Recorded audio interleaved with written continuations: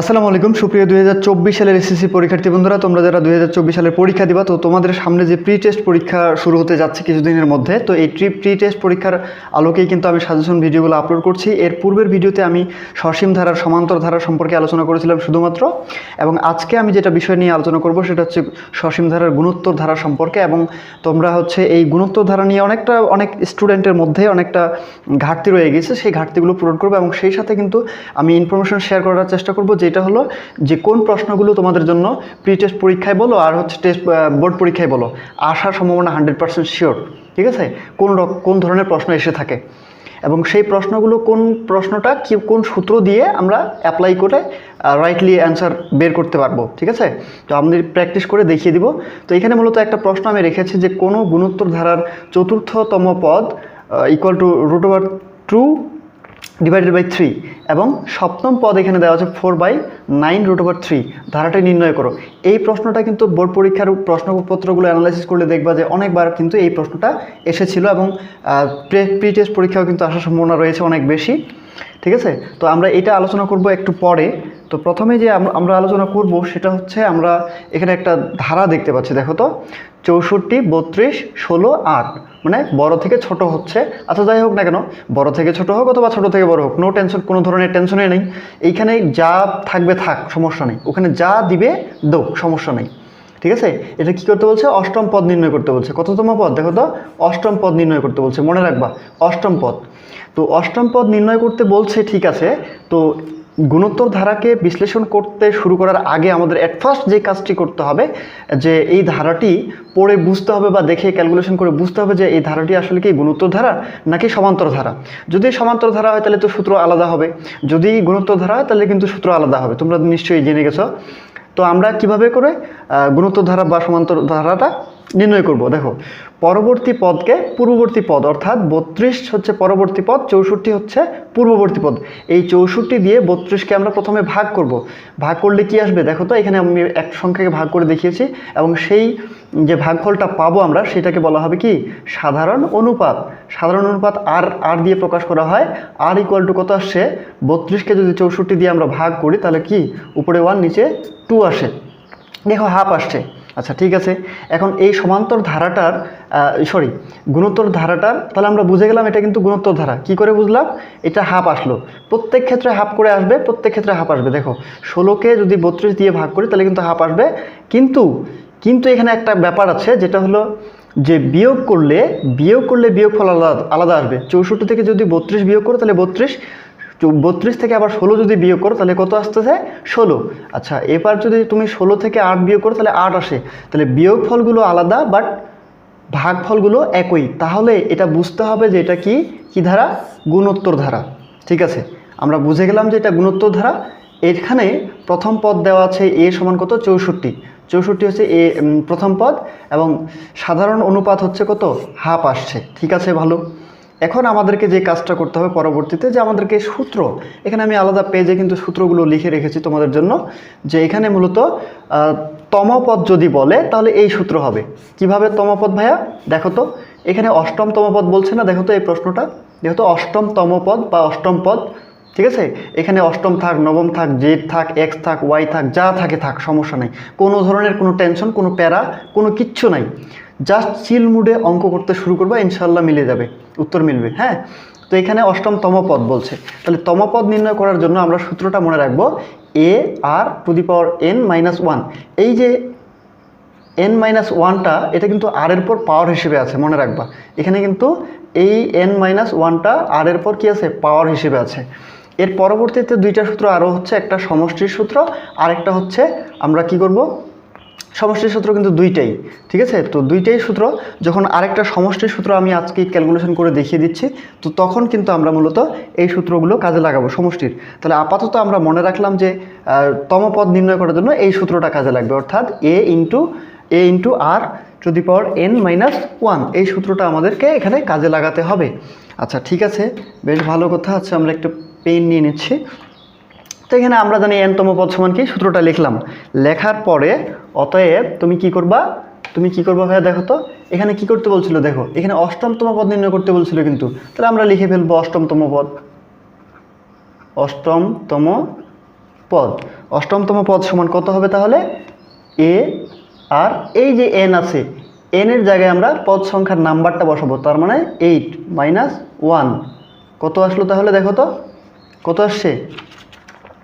তাহলে আমরা এবার লিখব কি, যে হচ্ছে এর মান কত? 64 ছিল। দেখো 64, এর মান মানে প্রথম পদ কত?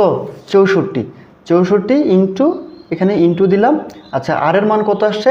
এই যে হাফ, এই যে হাফ দেখতে পাচ্ছ, হাফ আসছে আর এর মান, এই যে আর এর মান হাফ আসছে। আচ্ছা, এরপরে আমরা হাফ ইন্টু এন এর মান কত দিছি? এই যে 8 মাইনাস 1। ঠিক আছে, বেশ ভালো কথা। এখন যে কাজটি আমাদেরকে করতে হবে, এখানে 64 রেখে দিলাম, হাফ, এখানে কিন্তু হচ্ছে এই যে 8 থেকে 1 বিয়োগ করলে কত হয়? 8 থেকে 1 বিয়োগ করলে হয় 7, 8 থেকে 1 বিয়োগ করব, 7 চলে আসছে। আচ্ছা, এর পরবর্তীতে আমাদেরকে যে কাজটা করতে হবে এখানে ক্যালকুলেশনটা, সেটা হচ্ছে আমরা মূলত একটা ক্যালকুলেটর নিই, ক্যালকুলেটর নিয়ে এই যে হাফের পরে পাওয়ার 7 আছে এইটার মানটা নির্ণয় করব এখানে। আচ্ছা, ক্যালকুলেটর অন করা হয়েছে। আচ্ছা, দেখতে পাচ্ছ? আচ্ছা, দেখতে পাচ্ছ, হ্যাঁ ঠিক আছে, বেশ ভালো কথা। আচ্ছা, এই যে 1-এর পর দেখো এখানে কিন্তু হাফের পর পাওয়ার হিসেবে আছে, আমরা 64 প্রথমে লিখে ফেললাম, লিখে ফেলার পরে এখানে মূলত 1-এর পর পাওয়ার হিসেবে 7 আছে এবং 2-এর ওপরও কিন্তু আছে। 1-এর পর পাওয়ার হিসেবে যাই থাক না কেন, যত পৃথিবীর যতগুলো সংখ্যায় থাক না কেন 1-ই হবে। আচ্ছা, 2-এর পর যদি পাওয়ার হিসেবে 7 দেই, 2 টু দি পাওয়ার 7, তাহলে কত আসতেছে ভাইরা? দেখো তো 128 আসছে, 128। আচ্ছা, এরপরে 128। এখন মূলত হচ্ছে এই 64, একে 64 উপরে 128, তাহলে এখানে 1 আর এখানে কত হইল? 64 দিয়ে যদি 128কে ভাগ করি তাহলে হচ্ছে 2 আসবে, তাহলে কত হইল? হাফ। অতএব আমাদের অষ্টমতম পদ সমান কত আসছে? অষ্টমতম পদ সমান হচ্ছে, অ্যান্সার কত আসলো? হাফ। এইভাবে করে তমপদ নির্ণয়ের সূত্রগুলো দিয়ে আমরা এই অঙ্কটা ক্লিয়ার করতে পারবো। আচ্ছা, এরপরে আমাদের যেটা টার্গেট সেটা হচ্ছে গুণোত্তর ধারার সমষ্টি নির্ণয়ের সূত্র।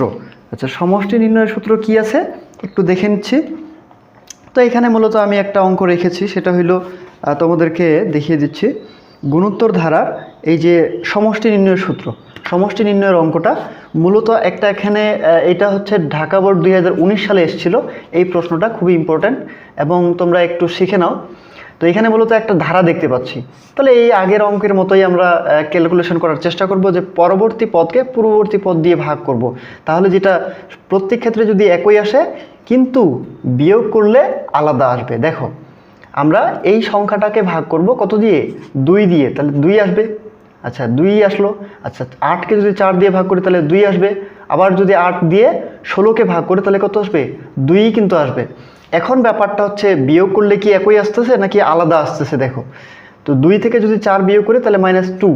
আচ্ছা, এবার যদি 8 বিয়োগ করি 4 থেকে তাহলে -4, তাহলে দেখো আলাদা আলাদা আসা শুরু হয়ে গেছে। তাহলে এটা দ্যাট মিনস হচ্ছে, এটা বোঝা গেছে যে অবশ্যই তোমাদের হচ্ছে গুণোত্তর ধারা। ঠিক আছে, তাহলে গুণোত্তর ধারা এখন কি বলছে? এখানে প্রথম n সংখ্যক পদের সমষ্টি কত? n সংখ্যক যা থাক না কেন, আমি কিন্তু এর আগেই অঙ্কটাতে বলেছিলাম যে এখানে যাহা কিছুই থাক না কেন তোমার কোনো টেনশন নেওয়ার দরকার নেই, তুমি চিল মুডে অঙ্ক করতে শুরু করবা, যেটা থাকবে তাই বসাই দিব, যা থাকবে তাই বসাই দিবা, কোনো ধরনের টেনশন নেই। n সংখ্যক পদের সমষ্টি কত আছে? 1022। এখন এই সমস্যাটা আমরা সমাধান করব, তাই না? এখন এখানে একটা ব্যাপার আছে যে প্রথম পদ যেটা হচ্ছে আমাদের 2 দেখতে পাচ্ছি, এটা দেখো 2, তাহলে এই 2টা হচ্ছে a, প্রথম পদ a ধরা হয় এবং হচ্ছে সাধারণ অনুপাত হচ্ছে r। সাধারণ অনুপাত কিন্তু আমরা 4কে, এই যে 4কে পরবর্তী পদকে পূর্ববর্তী পদ অর্থাৎ 2 দিয়ে ভাগ করব, তাহলে কত আসছে? 2 আসছে। বন্ধুরা দেখো তো 2 আসছে। তাহলে এখানে সাধারণ প্রথম পদ a সমান 2 এবং সাধারণ অনুপাত r সমান 2 পাইলাম। আচ্ছা, ঠিক আছে, বেশ ভালো কথা, কোনো সমস্যা নেই। এরপরে আমাদেরকে যেটা করতে হবে সেটা হচ্ছে আমরা আগে সূত্রটা লিখে দিব, যে আমরা জানি গুণোত্তর ধারার প্রথম অথবা n সংখ্যক পদের সমষ্টি। এখানে যদি প্রথম কথাটা থাকে যে প্রথম n সংখ্যক পদের সমষ্টি, অথবা শুধু যদি n সংখ্যক পদের সমষ্টি বলে, বা শুধু যদি 5টি সংখ্যার সমষ্টি বলে, এক কথাই কোনো ধরনের সমস্যা নেই। ঠিক আছে, যা থাকবে থাক। আচ্ছা, সমষ্টি সমান সূত্রটা এখন আমাদেরকে লিখতে হবে। দেখো আমি কিন্তু এখানে সূত্রটা আলাদা পেজে লিখে রেখেছিলাম। দেখো সমষ্টি নির্ণয়ের সূত্র, তাই তো? এখন এইখানে মূলত সমষ্টি নির্ণয়ের সূত্র 2টা দেখতে পাচ্ছি, তাই না? 2টা। এখন A into R to the power N minus one. দেখো এর আগের সূত্রটা আমি তম পদ নির্ণয় করার জন্য আর এর উপর এন মাইনাস ওয়ানটা মানে পাওয়ার হিসেবে এন এবং মাইনাস ওয়ান দুটোই আর এর উপর পাওয়ার হিসেবে ছিল। এখানে কিন্তু দেখো এনটা শুধু পাওয়ার হিসেবে থাকবে আর এর পর, কিন্তু ওয়ানটা সাইডে গুণ হবে, বিয়োগ হবে, তাই না? এখন এইখানে এই সূত্র প্রয়োগ করব নাকি এই সূত্র প্রয়োগ করব, কোনটা সূত্র প্রয়োগ করব ভাইয়া? দেখো আর এর মান যখন ওয়ানের থেকে বড়, অর্থাৎ আর বড় হলে কার থেকে? ওয়ানের থেকে। সবসময় মনে রাখবা ওয়ানের থেকে আর বড় হলে এই সূত্র পড়বে, আর যদি আর ছোট হয় তাহলে এই সূত্র পড়বে। এখন সূত্রটা মনে রাখার জন্য তোমাদেরকে একটু টেকনিক্যালি চলতে হবে। যে দেখো আর যখন বড় হয়েছে তখন আর থেকে কিন্তু বিয়োগ করা হয়েছে, দেখো ওয়ানটা আর থেকে বিয়োগ করা হয়েছে, অর্থাৎ আর থেকে বিয়োগ করেছে। কারণ বড় সংখ্যা থেকে ছোট সংখ্যা বিয়োগ করতে হয়, তাহলে ডেফিনেটলি এমনি থেকেই মনে থাকবে। এখন যদি তুমি বললো যে এই সূত্রটা মনে রাখবো, এই সূত্রটা মনে রাখার জন্য তোমাকে কি করতে হবে? যে আর যখন ছোট কার থেকে? ওয়ানের থেকে। তাহলে আমরা বড় সংখ্যা থেকে, বড় সংখ্যা তো ওয়ান, আর তো ছোট সংখ্যা, তাহলে হচ্ছে কি বলবো? তাহলে ওয়ান মাইনাস আর, মানে উল্টে গেল জিনিসটা। এখানেও সেম জিনিসটাই ঘটছে, ঠিক আছে? আশা করি বুঝতে পারছো। বুঝতে না পারলে কমেন্টে লিখে জানাবা, আমি আবারও ভিডিও নিয়ে আসার চেষ্টা করব। আর যদি বুঝে থাকো তাহলে কমেন্টে অবশ্যই লিখে জানাবো আমাকে। আচ্ছা, এখন ব্যাপারটা হচ্ছে আমরা এই সূত্রগুলোর মধ্যে কি করব? কোনটা সূত্র ইউজ করব? দেখো A into R to the power N minus one. আচ্ছা, সূত্র এটা কেন ব্যবহার করতেছি আমরা? দেখো দেখো তো এখানে আর এর মান কত আসছে? 2 আসছে। এটা আর এর মান কিন্তু 2 আসছে। আর কি? আর এর মান 2 মানে ওয়ানের থেকে বড়। তার মানে আমরা এরকম লিখতে পারি, সেটা হচ্ছে আর গ্রেটার দেন হচ্ছে 1। তাহলে মূলত হচ্ছে এই সূত্রটা আমরা ইউজ করতেছি, ঠিক আছে? এই জন্য বোঝা গেছে কথাটা? আচ্ছা, এরপরে আমরা পেজটা একটু উল্টিয়ে নিচ্ছি। এখানে মূলত হচ্ছে আমরা এখন কি করব? তাহলে এই সূত্রটা পড়লো, হ্যাঁ এই সূত্রটা দেখো, এই সূত্রটার জায়গায় আর এর জায়গায় আর মানে মান বসাবো, এর জায়গায় এ এর মান বসাবো, এবং এন এর মান কিন্তু আমাদেরকে নির্ণয় করতে হবে। এটা মনে রাখবা, এন এর মান নির্ণয় করতে হবে। তাহলে কি দেখা গেল? যে আমরা হচ্ছে এখন মানগুলো বসাবো। এর মান কি পাইছিলাম? ওপাশে 2 পাইছিলাম। আচ্ছা, আর এর মান কত? আর এর মানও কিন্তু হচ্ছে 2 পাইছিলাম, আর to the power N minus one. এখন হচ্ছে নিচে কি আছে? আর মাইনাস ওয়ান, তো তাহলে হচ্ছে মূলত 2 মাইনাস 1। আচ্ছা, এখন দেখো সাইডেই করে নিই। তাহলে 2 থেকে 1 বিয়োগ করলে এখানে থাকলো 1। আচ্ছা, ঠিক আছে, বেশ ভালো কথা। এখন 2 ইন্টু এখানে কি বসাবো? 2 পাওয়ার এন মাইনাস 1, ঠিক আছে? এখন যে কাজটা করতে হবে সেটা হচ্ছে আমরা এই যে 1 দিয়ে ভাগ করলেও যে না করলেও কিন্তু সেই, তাহলে কি থাকলো? 2 ইন্টু 2 পাওয়ার এন মাইনাস 1। এটা কিন্তু হচ্ছে কি পদের? মানে হচ্ছে গুরুত্ব ধারার এন পদের সমষ্টি, মানে এন পদের সমষ্টি এটা আসলো। এখন এন পদের সমষ্টি এখানে অঙ্কে আমাদেরকে কত দেওয়া হয়েছিল দেখো তো এবার দেখো তো এখানে এই যে 1022। তাহলে 1022 কার সংখ্যক? এন সংখ্যক পদের সমষ্টি। তাহলে অবশ্যই আমরা এই সূত্রটার মানে এই যে মানটা পাইছি এটা ইকুয়াল টু কত লিখতে পারবো? 1022। তাহলে প্রশ্ন মতে 2 into 2 to the power N minus 1 equal 1022। আচ্ছা, 1022, ঠিক আছে, বেশ ভালো কথা। এখন আমরা এটাকে ক্যালকুলেশন করব, তাই না? এখন এই যে 2 গুণ অবস্থায় আছে, ওই 2টা ওই পাশে নিয়ে যাব। 2 to the power N minus 1 equal, যদি 1022কে আমরা 2 দিয়ে ভাগ করি, এখানে গুণ অবস্থা আছে, ওপাশে যায় কি হবে? ওপাশে গিয়ে ভাগ হয়ে গেল। আচ্ছা, 2 to the power N minus 1022কে ভাগ করলে হচ্ছে কত আসবে? 511 আসবে। তোমরা যদি ক্যালকুলেটর নাও ক্যালকুলেটরে নিতে পারো, সমস্যা নেই, আমি অত বিস্তারিত যাচ্ছি না। তো এখন যে ব্যাপারটা কাজ করতে হবে সেটা হচ্ছে এই যে 1 আছে, মাইনাস 1 ওপাশে যায় কি হলো? যোগ হয়ে গেল। তাহলে 2 to the power N equal 512, তাই না? এখন যে কাজটা সেটা হচ্ছে আমাদেরকে কিন্তু এন এর মান নির্ণয় করতে হচ্ছে, আমাদেরকে এনটাকে রাখতে হবে। তো এখানে মূলত 2 to the power N equal, এটা যদি আমরা ক্যালকুলেশন করি এরকম, যে আমার যেটা মনে আছে সেটা হচ্ছে 2 এর পর যদি পাওয়ার হিসেবে আমরা 9 দেই তাহলে কিন্তু 512 পাবো। হ্যাঁ, তো তোমাদেরকে এরকম কিছু সংখ্যা মনে রাখতে হবে যাতে করে খুব সহজে অঙ্কগুলো করে ফেলতে পারো। তাহলে 2 টু দি পাওয়ার 9, তাহলে এই যে লগ এবং সূচকের নিয়ম অনুসারে কিন্তু এই 2 মানে ভ্যানিশ হয়ে যায়। তাহলে এন ইকুয়াল কত হইলো? N equal to 9। অতএব n এর মান হচ্ছে 9, অর্থাৎ n তম পদের মানে n সংখ্যক পদের সমষ্টি হচ্ছে কত আসবে 1022। মূলত তাহলে আমাদেরকে n এর মান কত আসলো 22 আসলো। শিক্ষার্থী বন্ধুরা আশা করি বুঝতে পারছো তোমরা। এই ছিল মূলত আজকে আমাদের সমষ্টি নির্ণয়ের সূত্র। এখন পরবর্তীতে আমরা এই ভিডিওগুলো আপলোড করব। এর পরবর্তীতে আমরা কোনটা ভিডিও বানাবো সেটা হচ্ছে তোমাদেরকে একটু দেখিয়ে দিই। এই যে কোথায় গেল, এই যে এরপরে কিন্তু এই অঙ্কটা আসবে। হ্যাঁ, এই অঙ্কটা কিন্তু একটু টেকনিক্যালি চলতে হবে, কারণ এখানে রুটের কাজ আছে। দেখো রুটের কাজ আছে, এই যে রুটের কাজ আছে। তো এর পরবর্তীতে আমরা এইটার ভিডিও নিয়ে কথা বলবো। এবং তোমরা যদি ভিডিওটি তোমাদেরকে ভালো লেগে থাকে, তোমরা যদি শিখতে পারো, তাহলে অবশ্যই আমাকে কমেন্ট বক্সে লিখে জানাবা। আর হচ্ছে আমরা নিত্য নতুন ভিডিওগুলো নিয়ে আসার চেষ্টা করতেছি। আর যে হচ্ছে এই যে গুণোত্তর ধারার যে শর্টকাট নিয়ম এমসিকিউ বের করার ক্যালকুলেটর দিয়ে, এটা কিন্তু আমি ভিডিও বানানোর চেষ্টা করছি এবং শীঘ্রই পেয়ে যাবো। এবং এই ভিডিও ডিসক্রিপশন বক্সে তোমরা সেই ভিডিওটির লিঙ্কটি পাবা এবং হচ্ছে ইন্ড স্ক্রিনে পেয়ে যেতে পারো। এবং আমরা খুব সুন্দর করে প্লে লিস্ট বানিয়ে রেখেছি, সেখান থেকেও কিন্তু তোমরা দেখে নিতে পারো। ঠিক আছে, আসসালামু আলাইকুম, আজকে এই পর্যন্তই।